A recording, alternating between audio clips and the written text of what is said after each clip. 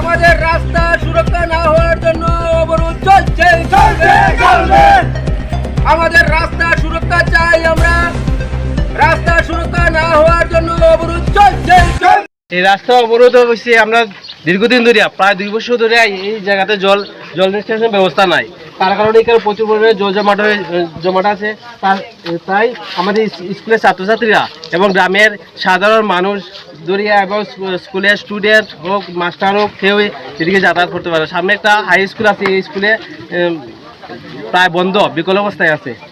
আর সেদিনকে একটা ছেলে, ছোট বাচ্চা এখানে ওই আইলে দিকে যাচ্ছিল, তখন একটা ছেলে পড়ে গিয়েছিল। তারপর আমি সেই ছেলেটাকে উঠিয়ে তার তুলে দিয়েছি। কিছুক্ষণ তারপরে সেই ছেলেটাও মারা যেত, ছোট একটা বাচ্চা। আর তাই আমরা এই জিনিসটা চাইলাম যে এই জল নিষ্কাশন হোক, জল নিষ্কাশন হওয়ার পরে আমাদের রাস্তা অবরোধ তুলবো। এই কারণে আমরা রাস্তা অবরোধ করছি। সকাল কয়টা থেকে রাস্তা অবরোধ শুরু হয়েছে? প্রায় সকাল 9টা থেকে। কেউ এসে কি আপনাদের সাথে দেখা করেছেন? আমরা প্রশাসন স্তর থেকে পুলিশ প্রশাসন আসলো, তারা ইয়া তো কিছু আসছে, তারা একটা রঙ্গরসের মতো দাঁড়াইয়া গেছে গিয়া। আর কেউ আইসেন? আর কেউ আইসে না। এখন বর্তমানে আমরা ব্লক থেকে একজন সেক্রেটারি পাঠাইছে, পঞ্চায়েত সেক্রেটারি, উনি এসে কিছু লিখছেন আর কিছু বলছেন। আর আমরা বলছি যে এই জল নিষ্কাশন যত সময় দেরি হচ্ছে তত সময় আমরা রাস্তা অবরোধ চলবে। আপনাদের এই রাস্তা অবরোধ যে 2 বছর যাবত, এর আগে কেউ আশ্বাস দিয়েছিল? আশ্বাস দিয়েছিল আমাদের 1 বছর আগে।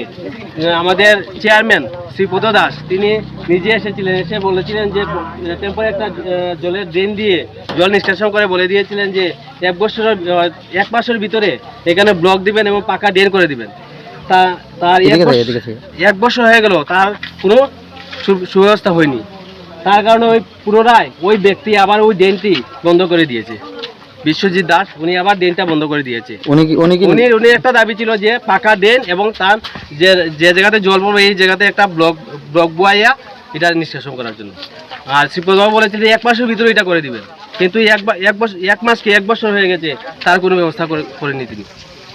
এই কারণে আবার পুনরায় সেখানে জল জমাট হয়েছে। তাই আমরা রাস্তা অবরোধে সামিল হয়েছি সবাই, গ্রামের সবাই। কত ফ্যামিলি আছে এই রাস্তার উপর নির্ভরশীল? কত ফ্যামিলি নির্ভরশীল এই রাস্তা? প্রায় 2000 ফ্যামিলি। এই রাস্তা কই থেকে কই গেছে? এটা Lalchura to Tangnambari national road. কি আপনাদের স্কুলের নাম কি? School Lalchura colony. এই রাস্তায় কি আপনাদের সমস্যা হয়? প্রচন্ড সমস্যা, প্রতিদিনই সমস্যা। আমি আরেকদিন একটা ছোট্ট একটা ঘটনা, কয়েকদিন আগে আমি রিপোর্টার দাদাদের ফোনও করেছিলাম, মানে বিভিন্ন কারণে ওরা আসতে পারেনি। ওই দিন খুব বৃষ্টি দিচ্ছিল, তো আমি আমাদের স্কুলের ম্যাডামদের ছাত্রদেরকে নিয়ে ওনার সঙ্গে কথাও বলেছি, এখানে গ্রামের যে প্রধান আছেন, প্লাস আমি ফোনেও কথা বলেছি যে ওই পাশে যে মানুষের জায়গা আছে ওনার নাম হয়তো বিশু, ওইটা রেকর্ডিং আমার কাছে এখনও আছে।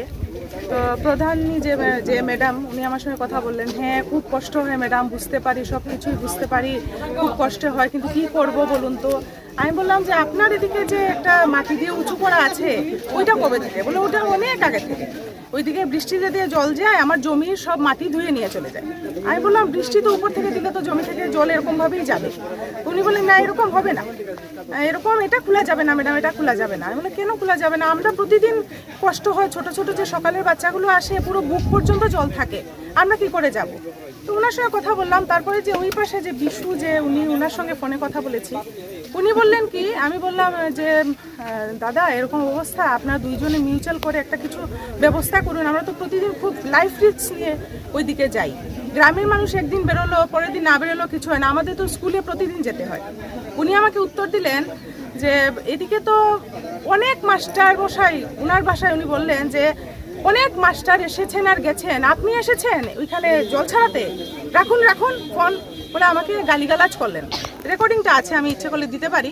তারপর তো আর কিছুই হলো না। আমরা সেই কষ্ট আবার সেই রয়ে গেল। বর্তমানে যে সমস্যাটা, বর্তমানে এই রাস্তাটা বন্ধ হওয়ার পরে যে সমস্যা, আমাদের ওই জঙ্গলের ভিতর দিয়ে একটা রাস্তা দিয়ে যেতে হয়।